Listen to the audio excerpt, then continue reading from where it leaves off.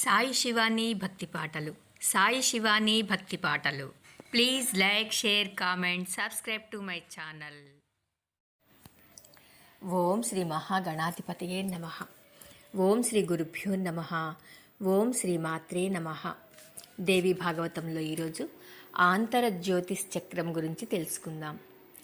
కల్మషరహితుడైన ప్రజాపతి లాంగూలంలోనూ అగ్ని, ఇంద్ర, యమ, ధాతృ, విధాతృ, దేవతలు పుచ్ఛాంతంలోనూ, కటి ప్రదేశంలో సప్తర్షులు, కుడివైపున ఉత్తరాయణ గ్రహాలు, ఎడమవైపున దక్షిణాయన గ్రహాలు స్థాపింపబడతాయి.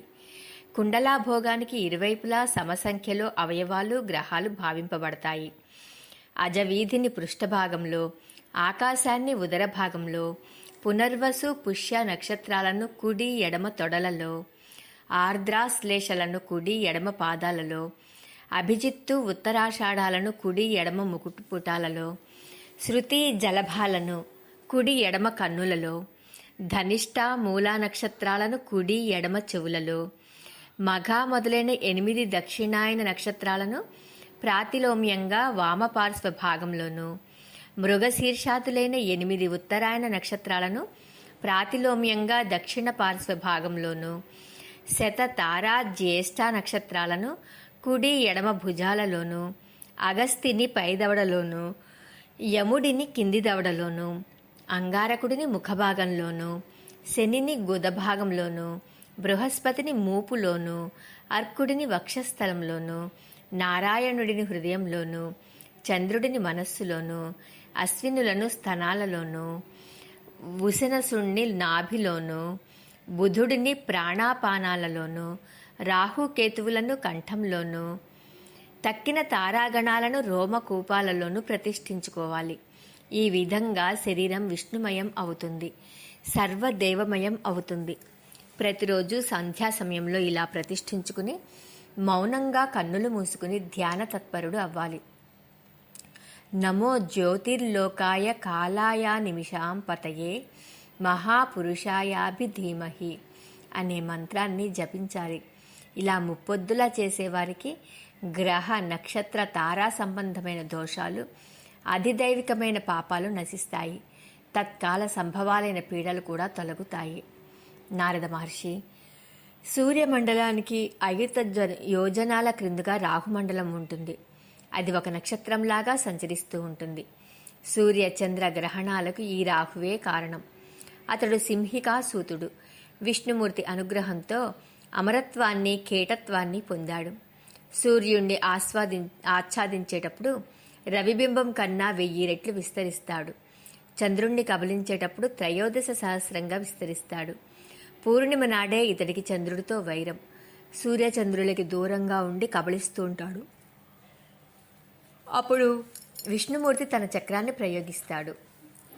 ఆశ్చర్యచకితుడే ముహూర్తకాలంలో రాహువు తొలగిపోతాడు. దీన్నే విడుపు అంటారు. ఈ గ్రహరాశులకు కింది భాగాన లోకాలు ఉన్నాయి. సిద్ధచారణ, విద్యాధర లోకాలు, యోజనాయుత విఖ్యాతాలు, పుణ్య నిషేవితాలు. వీటికి క్రిందుగా యక్ష, రాక్షస, పిశాచ, ప్రేత, భూత విహార లోకాలు ఉన్నాయి. వాయు సంచారం ఉన్నంత మేరకు అంతరిక్షం అంటారు. మేఘాలు పుట్టి సంచరిస్తున్న మేర కూడా ఇదే. వీటికి 100 యోజనాల కింది భాగంలో భూగోళం ఉంది.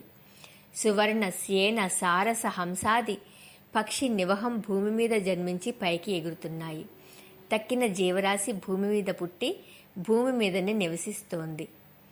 ఇక అధోలోకాల వర్ణన గురించి తెలుసుకుందాం. ఈ భూగోళానికి క్రిందుగా 7 మహారంధ్రాలు ఉన్నాయి. ఒక్కొక్కటి 5 యోజనాల విస్తీర్ణం. ఈ ప్రదేశాలు సర్వర్థు సుఖదాయకాలు. అతల, వితల, సుతల, తలాతల, మహాతల, రసాతల, పాతాళాలు అని వీటి పేర్లు. వీటినే బిలస్వర్గాలు అంటారు. వీటిలో ఆకాశ భాగం కూడా అధికమే. ఇవి కామ, భోగేశ్వర్య, సుఖ సమృద్ధులకు నిలయాలు. నిత్యోద్యాన విహారాలకు, సుఖాస్వాదాలకు ఆకరాలు. మహాబలశాలులైన దైత్యులు, కాద్రవేయులు, దానవులు, భార్యా, పుత్రమిత్ర, సేవక బంధువర్గంతో కలిసి అనురక్తులై నిత్య ప్రముదితులై ఈ లోకాలలో నివసిస్తూ ఉంటారు. వీరంతా ఈశ్వర భక్తులు, వరగర్వితులు, మహామాయావులు, నిత్య సంతుష్టులు. మాయాశక్తి సంపన్నుడైన మయుడు వీరికి పట్టణాలు నిర్మించాడు. మణిరత్న విభూషిత విచిత్ర భవన సమూహంతో, వీధులతో, విపణి వీధులతో, గోపురాలతో, సభా మంటపాలతో, చత్వరాలతో, సకల సౌందర్యాలకు శోభలకు నిలయాలు ఈ పట్టణాలు. పరులకు దుర్లభాలు, దుష్ప్రవేశ్యాలు, నాగా అసురజాతుల వారు జంటలు జంటలుగా విహరిస్తుంటారు. పావురాలు, చిలకలు, గోరింకలు కోలాహలంగా ఎగురుతుంటాయి. కృత్రిమ వేదికలు అనేకం. రకరకాల పక్షుల బొమ్మలు యథార్థ స్ఫూర్తిని కలిగిస్తుంటాయి. ఉద్యానవనాలు సర్వ ఋతు సౌందర్య నిలయాలు. క్రీడాగృహాలు, లతాగృహాలు, ధారాగృహాలు అనేకం. లలనామణుల విలాసాలకు ఇవి నిలయాలు. ఫల పుష్ప శోభలతో మనస్సులకు ప్రసన్నతను కలిగిస్తాయి. సరోవరాలలో నీరు స్వచ్ఛంగా నిర్మలంగా ఉంటుంది. రకరకాల చేపలు కనువిందు చేస్తాయి. హంస సారస కారండవాది జలపక్షి సమూహాలు కలకూజితాలతో హృదయాలను రంజింపజేస్తాయి. ఈ సరస్సులలో ఉన్న పద్మాలు ఎన్ని రకాలో చెప్పలేం. కుముదాలు, ఉత్సవాలు, కల్హారాలు, నీలోత్పలాలు, రక్తోత్పలాలు నిండుగా వికసించి పరిమళాలను పంచిపెడుతూ ఉంటాయి. జలచరాలు వాటిని తాకి కదుపుతూ ఉంటే, వాటి మీద వాలిన తుమ్మెదలు, జలపక్షులు కోలాహలంగా ఎగురుతూ ఉంటే సర్వేంద్రియ తర్పకంగా ఆకట్టుకుంటాయి. అమర లోకపు శోభను ధిక్కరించే సౌందర్యం ఈ పట్టణాలలో కనిపిస్తూ ఉంటుంది. ఇక్కడ రేయింబవళ్ల తేడా లేదు. రాత్రిపూట చీకటి భయం లేదు. సర్ప శిరస్సుల మీద ఉండే అనర్ఘమణులు తమ కాంతులతో చీకటులను పారద్రోలుతుంటాయి. అంతటా అన్ని వేళలా వేడిలేని వెలుగే. ఈ లోకాల వారు ఆది వ్యాధులు ఎరుగరు. ఔషధాలతో పనిలేదు. ముసలితనం, జుట్టు నెరిసిపోవడం, శరీరం ముడతలు పడటం, రంగు మారడం, చెమటలు పట్టడం, కంపు కొట్టడం, ఉత్సాహం తగ్గడం వగైరాలు వయోవస్థల మార్పులు ఎప్పుడు వీరిని బాధించవు. మృత్యు భయం లేదు. నిత్య కళ్యాణం పచ్చతోరణంగా వీరి జీవితాలు సాగుతుంటాయి. కాకపోతే వీరికి ఉన్నదల్లా సుదర్శన చక్ర భయం ఒక్కటే. అది ఇక్కడి దైతేయాంగనలకు గర్భస్రావాలు కలిగిస్తూ ఉంటుంది. బ్రహ్మపుత్ర, అతలము అనే మొదటి బిలంలో మయపుత్రుడు బలుడు అనేవాడు ఉంటున్నాడు. అతడు అఖర్వ గర్వ సమన్వితుడు. సర్వార్థ సాధకాలైన 96 మాయా విద్యలను ఇతడు సృష్టించాడు. ఇతడు ఆవులిస్తే చాలు ముల్లోకాలను సమ్మోహపరచగలిగిన కామినీమణులు ఆవిర్భవిస్తారు. వారంతా స్వేచ్ఛా విహారిణులై అక్కడికి వచ్చే పురుషులనందరినీ లోబర్చుకుంటూ ఉంటారు. హాటకరణంతోనూ, విలాస విభ్రమాలతోనూ, చిరునవ్వుల పలకరింతలతోనూ, కౌగిటి పులకరింతలతోనూ రమింపజేస్తూ ఉంటారు. వీరంతా తల్లిదండ్రులు లేని స్వతంత్రురాండ్రు. వీరు కలిగించే ఆనంద పారవస్యంతో అక్కడికి చేరిన ప్రతివాడు నేనే మహానుభావుణ్ణి, నేనే మహేశ్వరుణ్ణి, నేనే సిద్ధుడిని, నేనే గజకోటి బలశాలిని అని తనకు తాను మురిసిపోతుంటాడు. మదాంధుడైపోతాడు. ఇది అతలంలో పరిస్థితి. ఇది ఇక రెండవది వితలం. ఇందులో శివుడు హాటకేశ్వర నామధేయంతో ప్రమదగణ పరివేష్టితుడై విరాజిల్లుతుంటాడు. బ్రహ్మదేవుడి సృష్టిని విజృంభజేయడం కోసమని భవానీ సహితుడై విహరిస్తూ ఉంటాడు. సకల దేవతలతోనూ పూజలు అందుకుంటుంటాడు. ఈ వితలంలో హాటకీ నది ప్రవహిస్తూ ఉంటుంది. అది శివుడి వీర్యంతో ఏర్పడిన నది. గాలికి కదులుతున్న మంటలాగా కనిపిస్తుంది ఈ ప్రవాహం. దీని నుంచి హాటకం అనే పేరు కలిగిన బంగారం లభిస్తుంది. దీనితో భూషణాలు చేయించుకుని దైత్యాంగనలు ధరిస్తుంటారు. అతలానికి కింద వితలమైతే వితలానికి కింద మరో మహోబిలం ఉంది. అది మతలం. దీనికి అధిపతి విరోచనస్తుడైన బలిచక్రవర్తి. దేవేంద్రుడికి ప్రియం చేయడం కోసమని త్రివిక్రముడు బలిని ఈ సుతలానికి అణగదొక్కాడు. త్రైలోక్యాధిపత్యాన్ని ఊడగొట్టి ఇంద్రుడికి కట్టబెట్టాడు. కానీ రాజ్యలక్ష్మి ఇంద్రుడిని వరించలేదు, బలిచక్రవర్తిని త్యజించలేదు. ఆ శోభ అతనితో పాటు ఈ శతలంలోనే ఉంటుంది. నిర్భయంగా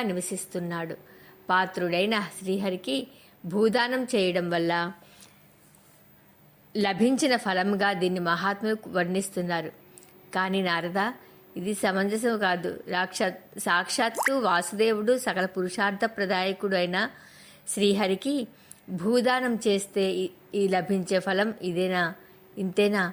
తెలుసో తెలియకో ఒక్కసారి శ్రీహరి నామాన్ని స్మరిస్తేనే చాలు స్వీయ కర్మ బంధాలన్నీ తొలగిపోతున్నాయే. ఈ బంధ విమోచనం కోసమనే కదా యతీశ్వరులు, సాంఖ్యయోగ నిపుణులు నిరంతరం సాధన చేసేది. భగవంతుడు అనుగ్రహించాడంటే కర్మబంధ విమోచనం కలిగిస్తాడే తప్ప మరింతగా మాయామోహంలో కూరుకుపోయేట్టు ఐశ్వర్య భోగాలను కల్పిస్తాడా? ఇవి సర్వక్లేశాలకు కారణభూతాలు కదా. అన్ని ఉపాయాలు తెలిసిన శ్రీహరి వామన రూపంలో యాచకుడుగా వచ్చి బలిచక్రవర్తి నుంచి సంపదలు సమస్తము అపహరించి శరీరమిత్రుడుగా మిగిల్చాడు. ఇంద్రుడు ఎంతటి మూఢుడు! బృహస్పతి మంత్రిగా ఉండి మాత్రం ఏం లాభం? ప్రసన్నుడైన శ్రీహరిని ఏమి కోరుకున్నాడు ఇంద్రుడు? ముల్లోకాల ఐశ్వర్యాన్ని తనకు సమకూర్చమని అభ్యర్థించాడు. ఇదేపటిది ఎంత తుచ్చమైనది! ఇలా కోరిన ఇంద్రుడు తెలివైన వాడేనా? బలిచక్రవర్తికి పితామహుడైన ప్రహ్లాదుడు శ్రీహరిని ఏం కోరాడు? దాస్యం చేసే అవకాశం ఇమ్మని అడిగాడు. సంపదలు కోరలేదే. హిరణ్యకశిపుడి ఐశ్వర్యాన్నంతా ఇవ్వజూపినా తీసుకోలేదే. అంతటి భక్తుడు మరొకడు ఉంటాడా? అంతటి మహానుభావత్వం మరెక్కడైనా కన్నామా, విన్నామా? పరిపక్వం చెందిన వారు ఇలా ఉంటారు, చెందని వారు అలా అడుగుతారు.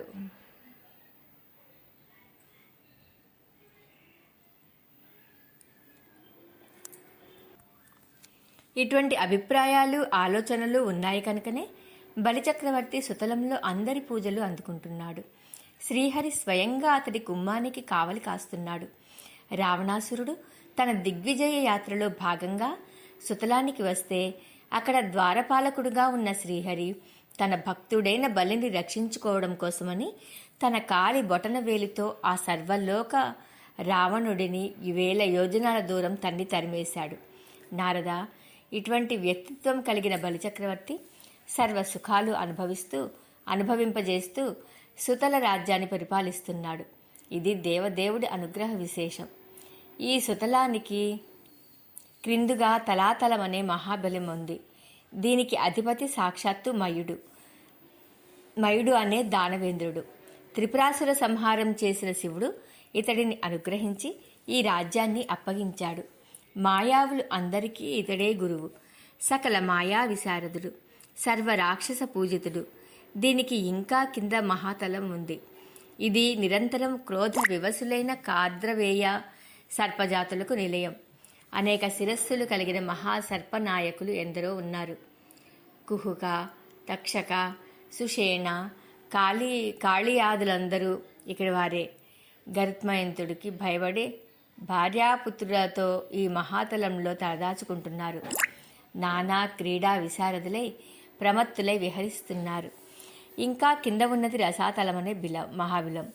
ఇక్కడ దైత్య దానవ నాగజాతులు, నివాత కవచులు సహవాసం చేస్తుంటారు. కాళీయులు ఉన్నారు. వీరు హవిర్భోక్తలు, ఓజస్వంతులు, మహాసాహసులు. అయితేనేమి శ్రీహరి వీరి విక్రమాటోపాలను అదుపు చేసి అడిచివేశాడు. అందుకని కలుగుల్లో పురుగుల్లా బతుకుతున్న వారి పురుగుల్లా బతుకుతున్నారు. పైగా ఇంద్రుడి దూతిక సరమ మంత్రాక్షరాలతో వీరిని కట్టిపడేసింది కూడా.